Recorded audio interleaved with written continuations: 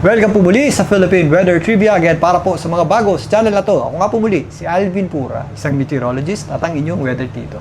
Ngayon, unahin muna natin itong kalagayan ng ating panahon dulot ng pinagsamang epekto ng Bagyong Inday at ng ating habagat o southwest monsoon. Makikita nyo, dito sa ating satellite image ay sumasabit na po yung panglabas na kaulapan at wind field nitong Bagyong Inday dito po sa extreme northern Luzon at hilagang bahagi ng Luzon. Again, yung kanyang pinakamalalakas na hangin malapit sa gitna ay hindi po natin inaasahan maglandfall o tumama sa lupa, pero ramdam na po natin ang maulap na panahon at mga pabugso-bugsong hangin dito po sa areas ng extreme northern Luzon at northern Luzon. At kung minsan, meron din po yung malalakas na pagulan. At kung mapapansin nyo naman dito sa ating satellite image, itong mga arco na to o yung mga kurbadang ito yung outer wind field at outer rain bands nitong bagyong si Inday. Kung mapapansin nyo, doon sa gitna niya is mas makapal yung mga kaulapan at habang lumalayo tayo doon sa gitna is mas numinipis po yan. Kaya dito po sa Central Luzon at dito po sa Northern Luzon at Extreme Northern Luzon, may mga areas pa rin po na nagkakaroon ng butas o gaps sa mga kaulapan natin na kung saan pag natapat po dyan yung gaps, ibig sabihin, maaraw pa rin po yung ating panahon. Pero nonetheless, is nagkakaroon niya ng parang conveyor belt. So may mga areas pa rin po na tumatama again, muli yung mga kaulapan na yan. At magpapatuloy pa ang epekto nitong bagyong si Inday bukas dito po sa areas ng Extreme Northern Luzon at Northern Luzon, kahit makakit na po yan dito sa may area ng Taiwan. Samantalang, kung papansinin nyo naman, itong ibabang bahagi ng ating satellite image, isusumin natin ng konti, is epekto na po ito ng habagat o southwest monsoon. Yung ating mga kaulapan ay nanggagaling na dito sa West Philippine Sea at nagpapaulan po dito sa malaking bahagi ng ating bansa, particularly sa kanlurang bahagi nito. Sa Mindanao, meron pa rin tayong mga posibleng kalat-kalat na pagulan at mga thunderstorms dito nga sa Zamboanga Peninsula, Northern Mindanao, kasama po dyan ang BARMM, maging dito sa Soxargen area. Ito ang natitirang bahagi ng Mindanao, relatively nagpapakita naman po yung ating araw dyan, pero kung minsan meron tayong mga isolated o yung mga pulupulong pagulan at thunderstorms. Ganun din po ang panahon natin sa malaking bahagi ng Visayas. Mostly yung ating concentration ng malalakas na pagulan ay nandito sa Isla ng Panay, dyan po sa may Antique, maging dito sa ilang bahagi ng Negros. Mga posibleng kalat-kalat na pagulan na lamang ang ating aasahan sa natitirang bahagi ng Visayas. Samantalang, dito po sa Mimaropa, kung papansin nyo, may mga butas din po yung ating mga kaulapan sa Palawan, pero maula po ang panahon natin dyan at ramdam po natin ang may kalakasang hangin.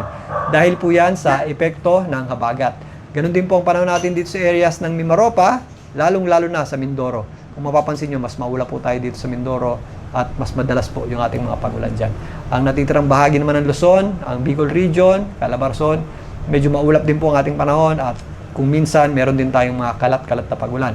Lalong-lalo na dito sa Cavite at Batangas. Sa Metro Manila, kung mapapansin nyo, mahangin po, mas maulap ang panahon natin. Minsan sumisili po yung ating araw, pero may tinatawag tayong intermittent o sabi nga ni Ka Ernie is manakanakang pag-ulan dito sa Metro Manila. At mas madadagdagan pa po yan bukas habang umaakyat. Well, mamayang gabi hanggang bukas, mas madadagdagan pa po yung ating mga pag-ulan sa Metro Manila habang kumikilos itong bagyong si Inday paitaas sa ating bansa. Ganun din po ang ating aasahang panahon dito po sa Central Luzon, lalong-lalo na sa Zambales at Bataan. Mas marami po tayong mga posibleng pagulan dyan sa Zambales at Bataan. At posibleng bukas, mas madadagdagan po yung ating mga pagulan dito sa Ilocos Region, including La Union at Pangasinan. Dahil pa rin yan sa habagat na pinapalakas nito ngang bagyong si Inday. Natatalakay natin na ngayon nga ay unti-unti pang humihina. Nasa 140 kilometers per hour na lamang ang taglay na lakas ng hangin yan, malapit sa kanyang gitna at kung minsan may mga pagbugso umabot sa 170 kilometers per hour. Ito po ay huling namataan ng Pag-asa kaninang tanghali sa layong 570 kilometers east ng Itbayat, Batanes. So banda na po dito yan sa may offshore o nasa dagat po. Ngayon, dahil lumihina yung ating bagyo, nababawasan din po ang epekto niya sa atin at mas malalim o ibig sabihin mas mababa yung pressure or mas malakas yung bagyo, mas malakas din ang hila o pagpapalakas nito sa ating habagat. At dahil nga medyo humihina, is nababawasan rin din po yung hila nito sa ating habagat. Ganun pa man, nagpapaulan pa rin po ito sa malaking bahagi natin bansa. Kaya kailangan pa rin po natin mag-ingat sa mga posibleng magiging epekto nito. Ngayon, silipin naman natin ang posibleng tahakin na direksyon nitong bagyong si Inday. Bagamat humihina itong bagyong Inday is may kalawakan pa rin po yung kanyang kabuuang sirkulasyon. Nasa around 1,700 kilometers pa rin po yung kanyang kabuuang diametro. Kaya nga, ramdam pa rin po natin ang malalakas na bugso ng hangin dito sa areas ng Northern Luzon at extreme Northern Luzon. Yung ating center o yung ating pinakamalalakas na hangin malapit sa gitna ay hindi naman po natin inaasahan maramdaman sa anumang bahagi ng ating bansa. At nandito rin po malapit sa gitna nito yung kanyang pinakamalalakas na pagulan at mga thunderstorms. Doon sa labas is meron tayong mga posibleng kalat-kalat na pagulan dyan. At kung minsan, meron din pong malalakas, kaya mag-ready at maghanda pa rin po tayo sa magiging epekto nito. Samantalang, ito po ay patuloy na kikilos, paitaas, hanggang sa susunod, hanggang bukas ng umaga, hanggang tanghali, ito po ay maaaring makalabas na ng ating area of responsibility. Pero, ito po, yung medyo nakakalito may mga pagkakataon na makakalabas na po yung ating bagyo is meron pa rin po tayong habagat. Magpapatuloy pa rin po yung habagat natin kahit nandito na po yan. Mag-landfall man yan dyan sa may area ng eastern portion ng China. So, yung ating habagat kasi ay flow ng hangin, papunta po sa kanya, kaya kahit nasa labas yan, magpapatuloy po yung ating habagat. At ngayon nga, may mga pagkakataon pang mas madadagdagan pa yung ating mga pag-ulan sa ilang lugar dito sa Luzon, kahit makalabas na ng ating area of responsibility, ito nga ang bagyong si Inday ngayong weekend.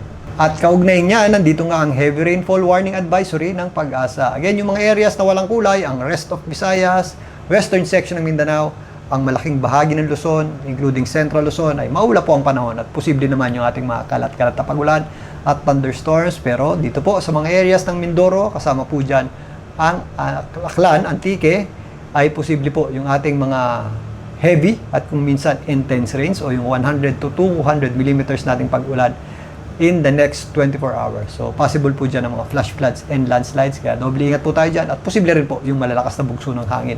Samantalang, ang mga areas po ng Cavite, Batangas, Laguna, Zambales, Bataan, maging dito sa Metro Manila, kasama po dyan ang Palawan, Occidental Mindoro, Oriental Mindoro, Romblon, Aklan, Capiz, maging dito sa Iloilo, Guimaras, Negros Islands, Lanao at Zamboanga area.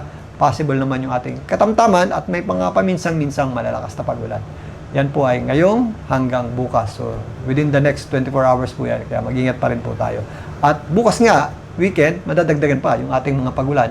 Dito naman po sa area ng Luzon. So, narito naman yan. Base nga dito, nabawasan na yung ating mga pagulan o yung ating mga konsentrasyon ng pagulan dito sa Mindanao dahil umaakit po yung bagyo. So by tomorrow, nasa labas na po yan ang ating area of responsibility. Yung ating mostly konsentrasyon ng mga pagulan ay nandito na muli sa itaas na bahagi ng ating bansa, which is sa mainland Luzon. So may mga possible na po tayong mga moderate at kung minsan, malalakas na pagulan sa ilang bahagi ng La Union at Pangasinan. Yan po ay sa Ilocos Region, maging dito sa areas ng Tarlac, Pampanga, Bulacan, Rizal, including Metro Manila, Cavite, Laguna at Batangas, maging dito sa Oriental Mindoro, kasama na po dyan ang Romblon, Western Visayas, Aklan, Antique, Capiz, Iloilo, magpapatuloy po ang epekto ng habagat dyan, Negros Occidental, maging dito sa Palawan. Samantalang yung ating mga mas maraming pagulan at mas madalas na pagulan ay nandito po sa areas ng Zambales, Bataan, kasama po dyan ang Occidental Mindoro, mostly western section ng mainland Luzon at Mimaropa, yung ating mga pagtutuunan ng pansin o paghahanda ang mga pagulan ngayong weekend.